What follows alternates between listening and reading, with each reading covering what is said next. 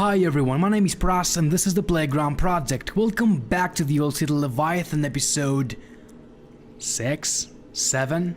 I think it's 7. So we came underground, maybe, to the metro. Alright.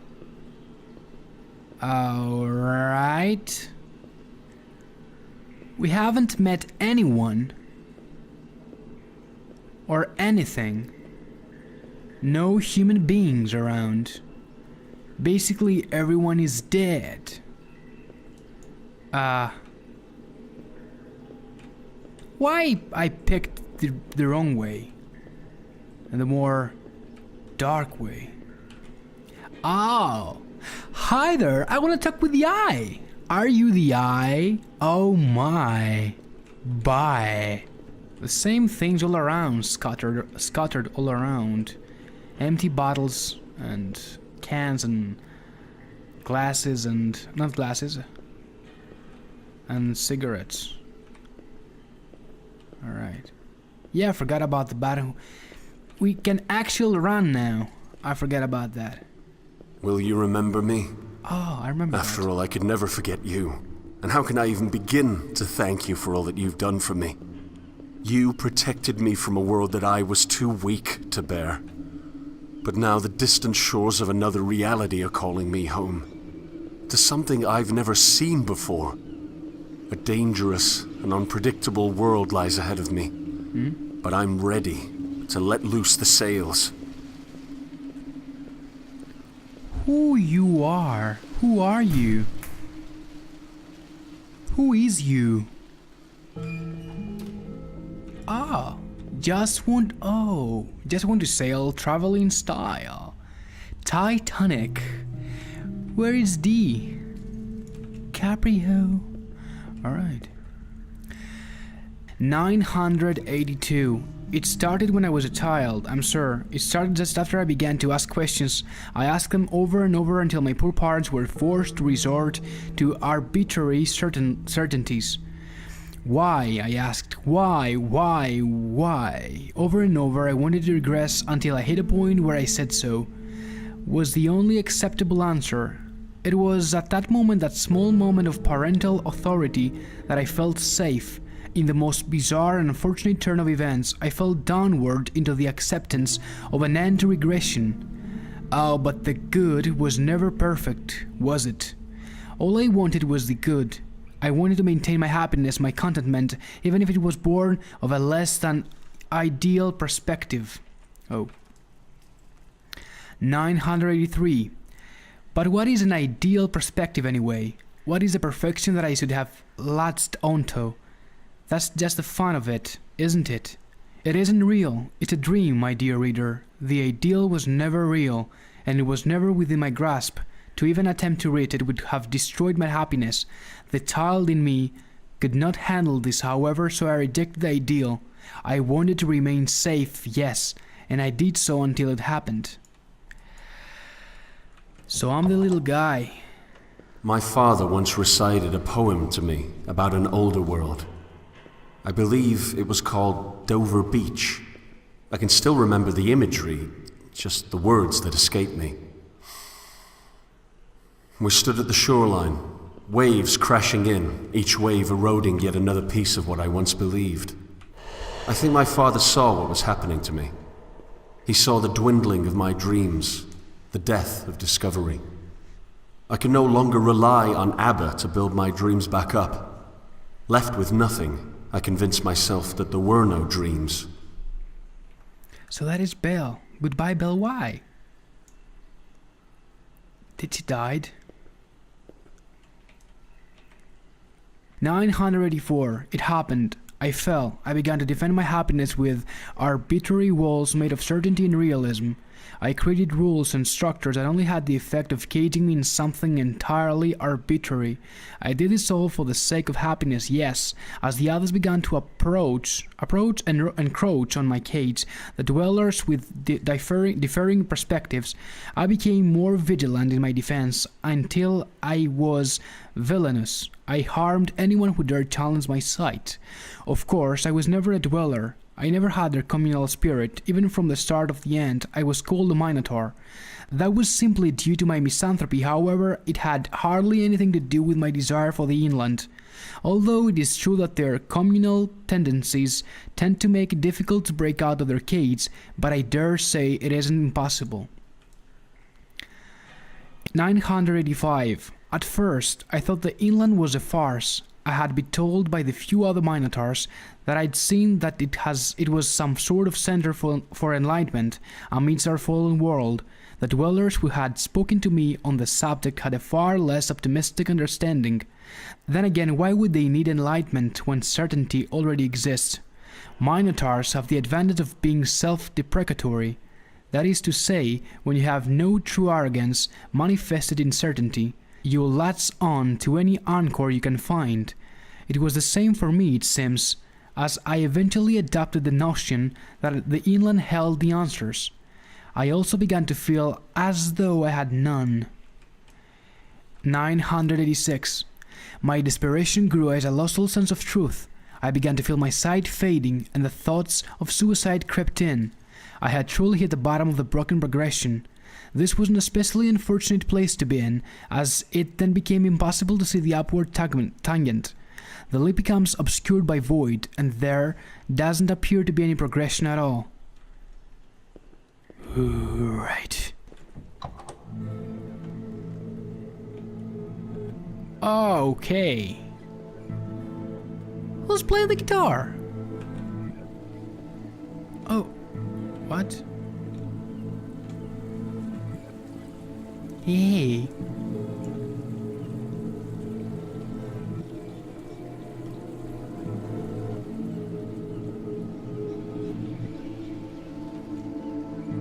Right. All right. Oh. Found some notes. Yeah, bro. That's perfect. Okay. Ah, the exit. Right. So, 987. Everything changed, however, when I learned to use my dreams.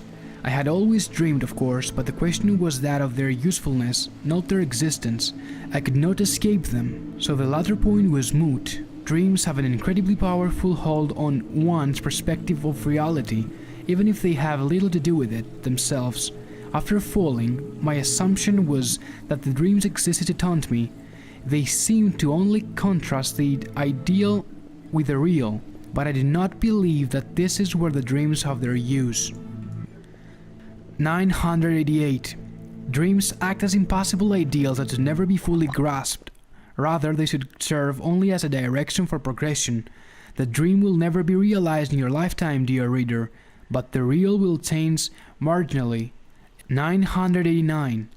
Abraham, they call me. At least that is the name I gave to the young dweller who asked me the other day. What an irrelevant question. My name is as important as my status as an individual. Anyway, I could see the glimmer of pointlessness in his eyes. It is the driving force behind progression. If only he can accept the marginal nature of the process. He must be able to remove his worth as an individual so that he may take his own leap for only a small reward. When meaning is deconstructed, the only driving force for progress is the acceptance of uncertainty. Dreams. The old city never offered enlightenment. On the contrary, it offers only further dreaming, and it is now time for me to take my leap. I wish more would come along. Dude, you had a lot of free time to write all of these notes. Dude. Oh. So, where are we heading now? Oh yeah, we came that way, we went there, and now we're going this way.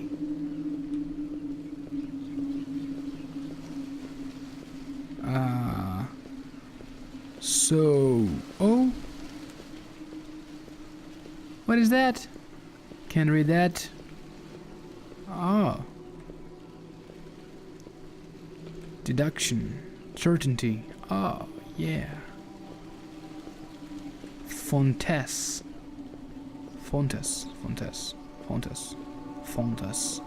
Here it is. The leap. Goodbye, my old friend. What? Where are you going? The third leap. Alright, so this should be the end of us? I don't know. Should we make the leap? Let's do that.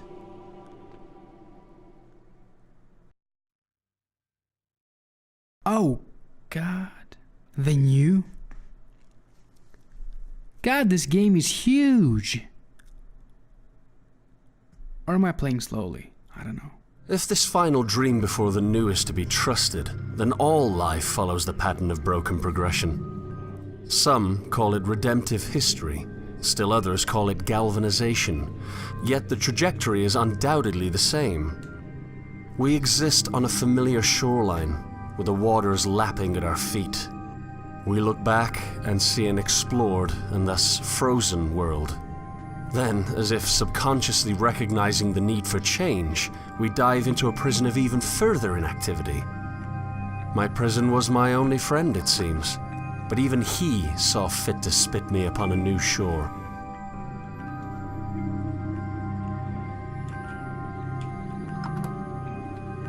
Oh.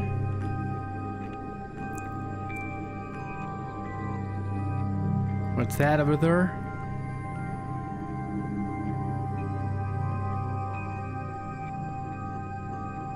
Alright. Oh. Hi! New people, hey! Are you alive? No? I won't lie, I do miss Leviathan. It wasn't his fault that I was a parasite. But was he necessary at all? After being cast out, was devolution in his stomach the appropriate next step? Why couldn't I have simply washed ashore to the old city? Perhaps Leviathan existed for me to discover him, even if that which I explored was my prison. Perhaps I simply needed to see the stagnation before evolving.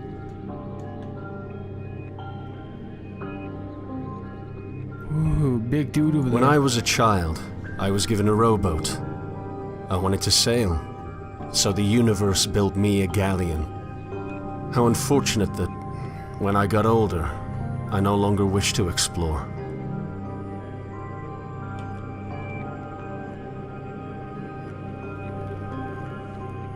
Hey. We are looking for I am him going back. to explore again.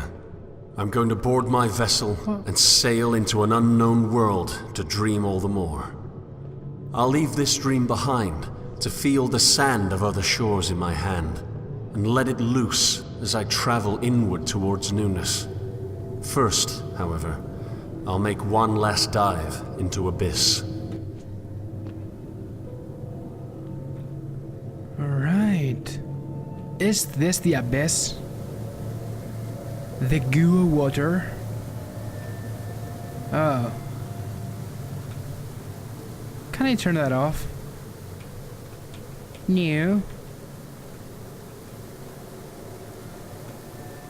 We got no physics, we can interact with nothing, only with the doors. No zombos, nothing. I'm disappointed. Let's make the leap. Hey, I wanna make the... Oh, fuck. I did it. Another one. My goodness. This is huge.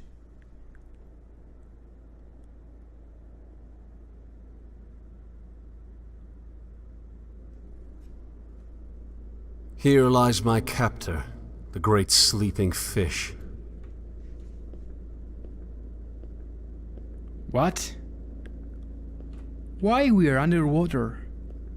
Damn, that looks awesome. My foundation's been disintegrated. I'm left with nothing but void. However, the baby of belief need not be thrown out with the bathwater of certainty. An assertion from an assumption is still an assertion, making any deduction from that foundation subject to critique. I may not be able to deduce from a place that I know to be true, but that which I deduce from my dreams must still be compatible with itself. Yes, that looks like Soma. I think I was wrong. Dover isn't where my dreams died. It's where one dream took over. I dreamt that I had no dreams. I dreamt that Dover smothered my belief with certainty. In truth, a truth that I cannot know, Dover ran red. The dream of realism created a monopoly of comfortable stagnation that held me hostage until I could do nothing but cling to Leviathan's innards for safety.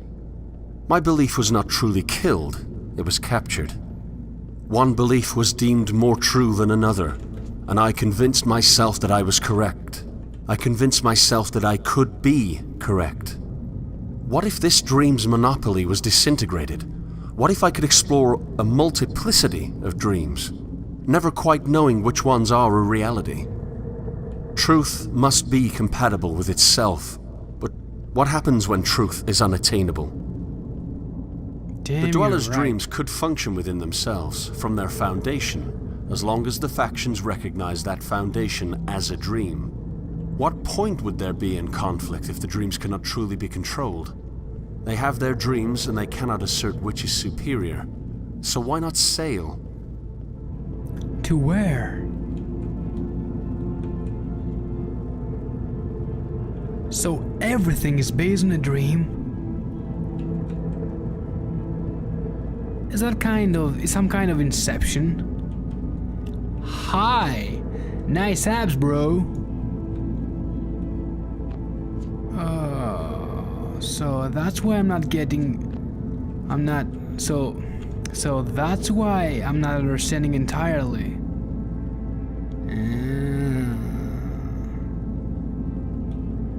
Alright. Oh, can I make the leap down there? Oh, I can't. Fuck.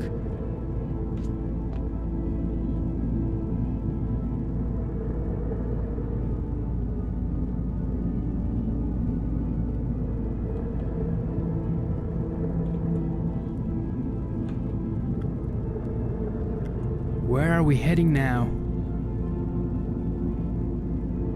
Ooh, hey there. I would tell myself that the real world has shown itself like a clear blue sky, spotless in its vast and flat nature.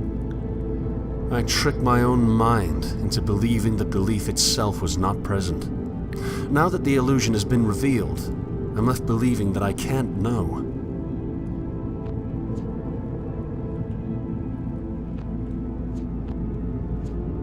Truth must be compatible with itself based on a starting point I can't prove. I can't assert which dream is not a dream at all because they're all just dreams. Why not discover the dreams I can't control, rather than hiding portions of them away to let what I was certain of flourish? What is that? Oh. I don't want to wake you up. Oh god, I don't want to wake you up. Hey.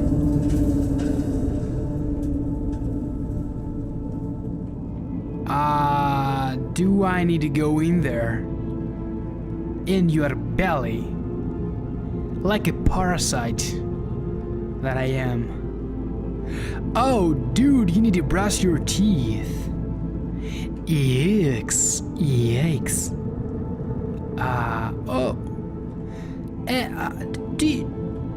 Do you know you have a lump there behind your tongue? Inside your throat?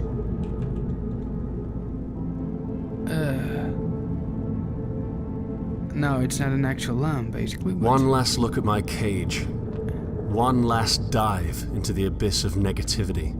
A terrible world full of terrible people, yes, but that can be changed. Fuck you. Epistemic humility can regress to the God. deconstruction of stagnation.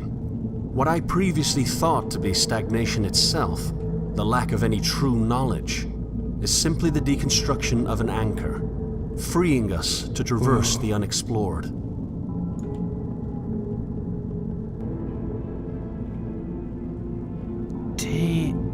What? I swam the depths. I confronted the bottom of the redemptive checkmark. I was far more negative than those who still cling to certainty, but that's part of the progression. It's part of the broken progression. In this respect, we cannot improve without first deconstructing. Now, all that's left is to rise to the surface, board my vessel, and set sail for a new and terrifyingly uncertain world. The old city has called, and I wish that more would have the bravery to join me on my journey. Dude, you're a psycho basically. No one will join you, because you killed them all. Tarsis is manifesting piece by piece. All you can do now is hope that the eschaton sees its fruits. Put aside Leviathan, explore your dreams until the world fades and progress is maintained. Oh, what a dramatic sleep you have there. Everything we saw in the game so far. Perhaps the dream itself is an agent of progress. Who is Abraham and what are his dreams? Perhaps contentment is nothing but stagnation. Contentment is a dream that they will never realize, neither will you. Who are you and what are your dreams? Oh, nice drawings. Dagagadol. Dagagadol. Hi again. Who was Solomon and what the fuck about that dreams? Alright. Oh. I didn't do anything. What? Chapter 185. Oh. Okay. Is this the place where I did the leap of faith? I think yes. Alright, so we came the other way. What the fuck? Why are you rushing? What? That was it? No more chapters to see? No more dreams? This is the end? Is this the end? What? Who's making those sounds?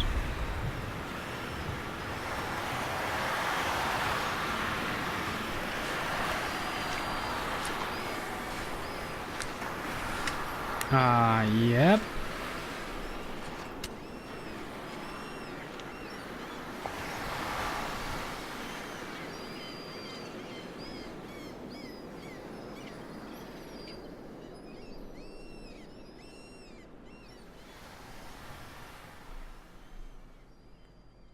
What was that?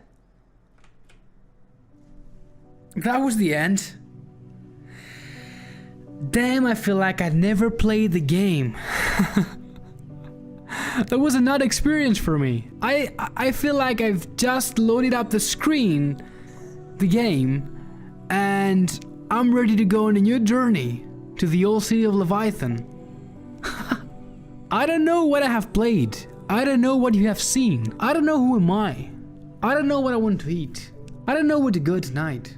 I have so many questions about this one. What have happened? Who was I? What time is it? I've been playing this for so long, oh my god. But anyway, that was the old city Leviathan. And I thank you personally so much for sharing your time with me.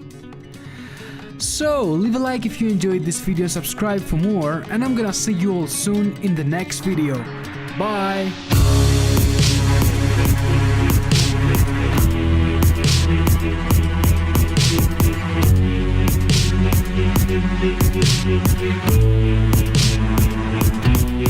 Yeah.